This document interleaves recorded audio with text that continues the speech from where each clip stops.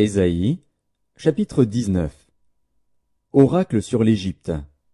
Voici, l'Éternel est monté sur une nuée rapide, il vient en Égypte. Et les idoles de l'Égypte tremblent devant lui, et le cœur des Égyptiens tombe en défaillance. J'armerai l'Égyptien contre l'Égyptien, et l'on se battra frère contre frère, ami contre ami, ville contre ville, royaume contre royaume. L'esprit de l'Égypte disparaîtra du milieu d'elle, et j'anéantirai son conseil. On consultera les idoles et les enchanteurs, ceux qui évoquent les morts et ceux qui prédisent l'avenir. Et je livrerai l'Égypte entre les mains d'un maître sévère. Un roi cruel dominera sur eux, dit le Seigneur, l'Éternel des armées. Les eaux de la mer tariront, le fleuve deviendra sec et aride. Les rivières seront infectes, les canaux de l'Égypte seront bas et desséchés, les joncs et les roseaux se flétriront. Ce ne sera que nudité le long du fleuve, à l'embouchure du fleuve. Tout ce qui aura été semé près du fleuve se desséchera, se réduira en poussière et périra. Les pêcheurs gémiront, tous ceux qui jettent l'hameçon dans le fleuve se lamenteront, et ceux qui étendent des filets sur les eaux seront désolés.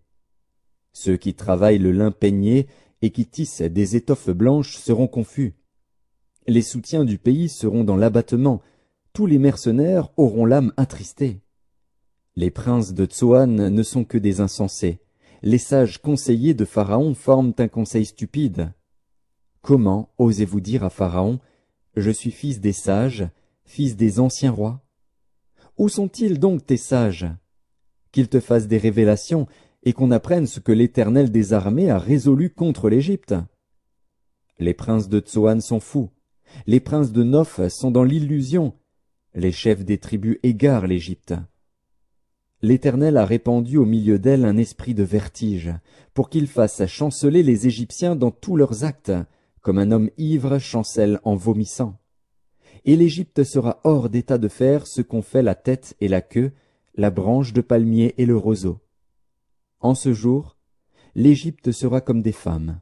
Elle tremblera et aura peur, en voyant s'agiter la main de l'Éternel des armées, quand il la lèvera contre elle.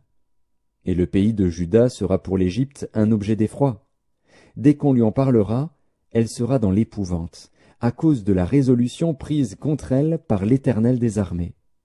En ce temps-là, il y aura 5 villes au pays d'Égypte, qui parleront la langue de Canaan, et qui jureront par l'Éternel des armées. L'une d'elles sera appelée ville de la destruction.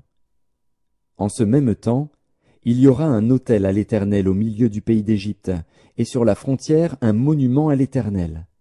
Ce sera pour l'Éternel des armées un signe et un témoignage dans le pays d'Égypte. Ils crieront à l'Éternel à cause des oppresseurs, et il leur enverra un sauveur et un défenseur pour les délivrer.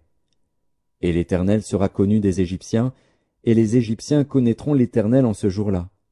Ils feront des sacrifices et des offrandes, ils feront des vœux à l'Éternel et les accompliront. Ainsi l'Éternel frappera les Égyptiens, il les frappera, mais il les guérira. Et ils se convertiront à l'Éternel, qui les exaucera et les guérira. En ce même temps, il y aura une route d'Égypte en Assyrie. Les Assyriens iront en Égypte, et les Égyptiens en Assyrie, et les Égyptiens avec les Assyriens serviront l'Éternel. En ce même temps, Israël sera, lui troisième, uni à l'Égypte et à l'Assyrie, et ces pays seront l'objet d'une bénédiction.